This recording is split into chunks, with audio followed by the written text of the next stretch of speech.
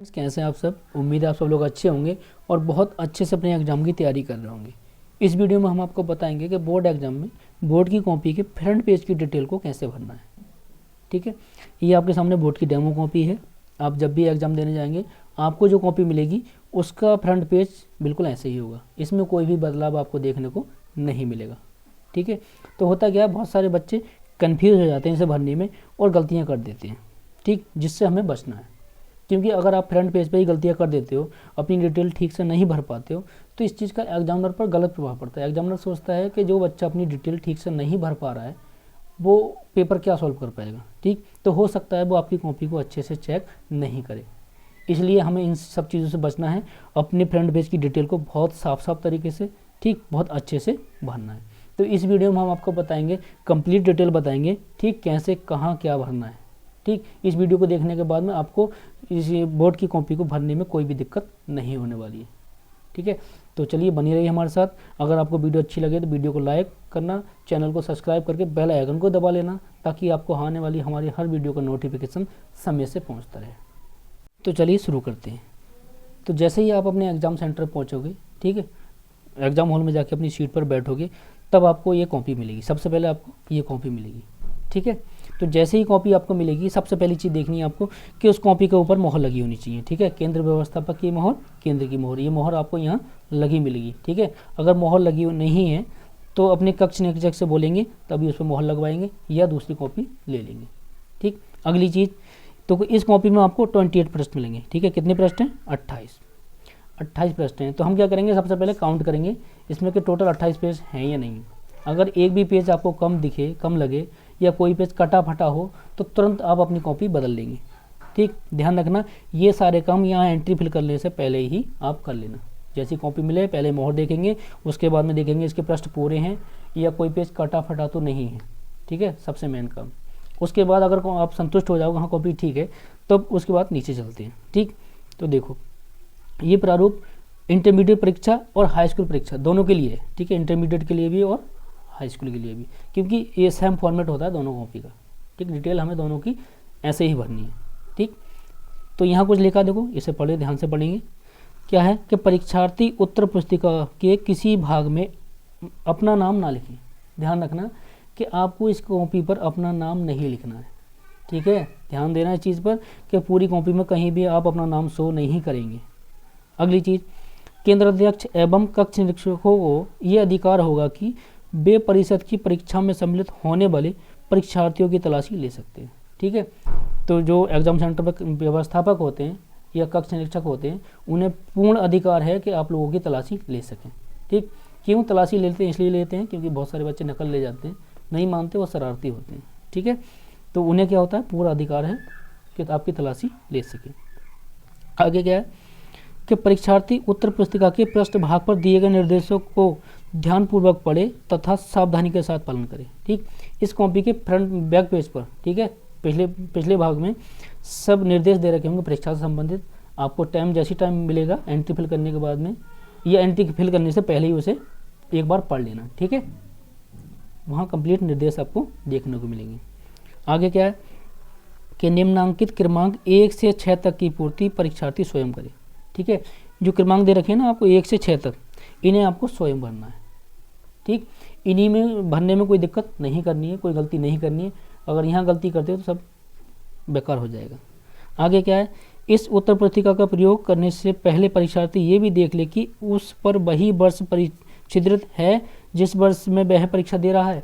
ठीक है, तो आपको देखो यहाँ जब कॉपी मिलेगी तो आपको यहाँ छेद होंगे बने हुए। ठीक है, मान लो 2023 के तो 23 की मोहर जैसा कुछ छेद होंगे बने हुए, तो ये चेक कर लेना कि आप 2023 में परीक्षा दे रहे हो तो यहाँ जो छेद हैं बने हुए, ठीक, वो 2023 के हैं, ये अलग है। ठीक, इस चीज़ को बहुत ध्यान से देख लेना। ठीक, ये सारा कुछ चेक करने के बाद में अब आते हैं हम अपनी डिटेल फिल कैसे करेंगे। डिटेल कैसे फिल करनी है देख लो। सबसे पहली चीज़ आती है क्या, कि परीक्षार्थी का अनुक्रमांक।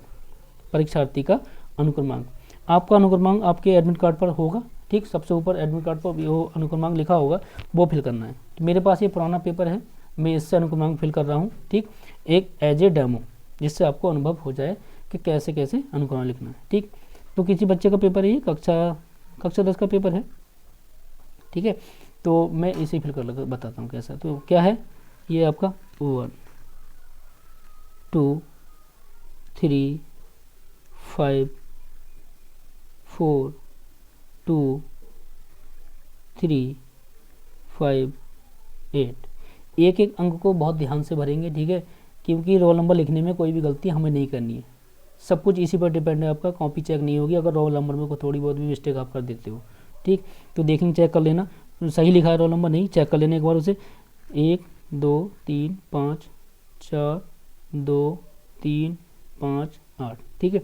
तो रोल नंबर फिल कर दिया हमने, ये हो गया, ठीक। अब नीचे क्या आता है कि परीक्षार्थी का अनुक्रमांक शब्दों में। सबसे ज़्यादा कन्फ्यूजन बच्चों को यहाँ होती है कि अंकों में तो ये लिख दिया और शब्दों में कैसे लिखें, ठीक। तो इसके दो तरीके लिखने के, दोनों ही तरीके ठीक हैं, आप चाहो तो कोई सा भी तरीका अपना सकते हो। जैसे या तो कर लो इकाई दहाई, जैसे इकाई दहाई सैकड़ा हज़ार 10,000 लाख 10 लाख करोड़ 10 करोड़, ठीक। तो कैसे लिख सकते हो, 10 करोड़ 35 लाख 42,358, इस तरीके से लिख सकते हो, ठीक। अगर आपको इस तरीके से लिखने में प्रॉब्लम हो रही है, कोई दिक्कत हो रही है, तो एक तरीका और है इसे लिखने का। कैसे, देखो ये क्या है, एक, तो एक है तो इसे हिंदी में एक लिख दो। अगला क्या है, 2, तो 2 लिख दो। फिर क्या है, 3, तो 3 लिखो। फिर क्या है, 5, तो 5 लिख दो। फिर 4, फिर 2, फिर 3, फिर 5 और फिर 8, ठीक है।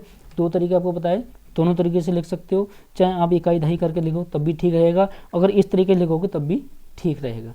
कुछ बच्चों को हो सकता है इस तरीके से लिखने में आसानी लगती हो, ठीक है, क्योंकि जो अंक दे रखे हैं उसे हिंदी में एज इट इज उतारते जाओ, ये भी तरीका सही है। और इकाई दहाई करके लिखते हैं वो तरीका भी आपका सही माना जाएगा, ठीक है। चलो अब चलते हैं नीचे। अब आता है तीसरा नंबर, क्या है, विषय। विषय, जिस भी विषय का पेपर है, मान लो ये पेपर आपका हिंदी का है, तो सबसे पहले आप लिख देंगे हिंदी, ठीक है। जिस विषय का पेपर है वो विषय यहाँ डाल दोगे, अगर हिंदी का पेपर है तो हिंदी, और इंग्लिश का पेपर है तो इंग्लिश, ठीक। अब बात आती है प्रश्न पत्र। देखो प्रश्न पत्र आपका अगर एक पेपर है तो उसे लिखते हैं केवल, अगर 2 पेपर है तो फर्स्ट सेकंड करके दर्शाएंगे, ठीक। लेकिन अब सब पेपर सिंगल सिंगल कर दिए, तो प्रश्न पत्र में आपका आएगा केवल, यहाँ आ जाएगा आपका केवल। बात समझ आ गई, ठीक है, यहाँ तक समझ आ रहा है, चलो ठीक है। अब आगे क्या है कि प्रश्न पत्र पर अंकित संकेतांक, सबसे मेन चीज़, ठीक है। जो बच्चे कंफ्यूज हो जाते हैं भरने में, ये भी बहुत बड़ी दिक्कत हो जाती है अगर उल्टा सीधा कोड डाल दोगे। तो संकेतांक होता है पेपर का ये, ठीक है, ये ना, ये संकेतांक होगा 801 AB, ठीक। तो हमें इस बॉक्स में इस पूरे को ऐसे लिखना है, क्या है, 801 और ब्रैकेट में लिख देंगे AB, ठीक। पेपर का संकेतांक और कोड पूरा इस तरीके से डालना है। बात क्लियर, ठीक है। क्या है, अब है परीक्षा का दिन, ठीक, परीक्षा का दिन। तो जो परीक्षा का दिन होगा वो दिन आप डाल देंगे। आपका पहला पेपर 16 फरवरी को, 16 फरवरी का आपका है बृहस्पतिवार, तो यहाँ लिख देंगे आप बृहस्पतिवार, बृहस्पतिवार, ठीक है। उसके नीचे परीक्षा की तिथि, तो तिथि क्या है, तारीख डाल देना 16/2/2023, ठीक है। परीक्षा की तिथि हो गई। और इसमें पूछा है पाली। पाली क्या होता है, अगर आप सुबह में पेपर दे रहे हैं तो उसे बोलते हैं प्रथम पाली, और शाम, अगर आपका पेपर शाम को है तो उसे बोलते हैं द्वितीय पाली। मान लो आपका पहला पेपर सुबह में है तो लिखेंगे पाली कौन सी आ जाएगी आपकी, प्रथम पाली। बात समझ आती है। अगर शाम का होता तो यहाँ क्या कर देते आप, द्वितीय पाली, ठीक है। अब इसके नीचे आ जाता है केंद्र का नाम। केंद्र का अब आता है केंद्र का नाम, ठीक है। मान लो आपका केंद्र का नाम कुछ भी है जो आपके एडमिट कार्ड पर दे रखा हो, वो आपको यहाँ डालना है, ठीक। मान लो किसी का केंद्र का नाम GIC कॉलेज बिलासपुर रामपुर है, तो वो यहाँ फिल कर देगा बिलासपुर रामपुर, ठीक है, UP। तो जो भी आपके एग्जाम सेंटर का नाम होगा वो यहाँ आप मेंशन कर दोगे, ठीक है। उसके नीचे क्या है, उसके नीचे है कक्ष निरीक्षक भरे। यहाँ आपको नहीं भरना है, यहाँ भरेंगे कक्ष निरीक्षक, ठीक। तो परीक्षा कक्ष संख्या, जिस रूम में आपकी परीक्षा हो रही है, मान लो आपकी परीक्षा रूम नंबर 2 में हो रही है तो यहाँ लिख जाएगा 02, ठीक। यहाँ कक्ष निरीक्षक अपने साइन कर देंगे, ठीक है, यहाँ वो डेट डाल देंगे, डेट आज की 16/2/2023। ठीक, इस तरीके से आपकी कंप्लीट ये वीडियो हो जाती है। अगर आपको हमारा ये प्रयास अच्छा लगा हो तो वीडियो को लाइक करना, चैनल को सब्सक्राइब करके बेल आइकन को दबा लेना, ताकि आपको आने वाली हमारी हर वीडियो का नोटिफिकेशन समय से पहुंचता रहे। चलिए आज के लिए बस इतना ही, मिलते हैं नेक्स्ट वीडियो में किसी नेक्स्ट अपडेट के साथ, तब तक के लिए बाय।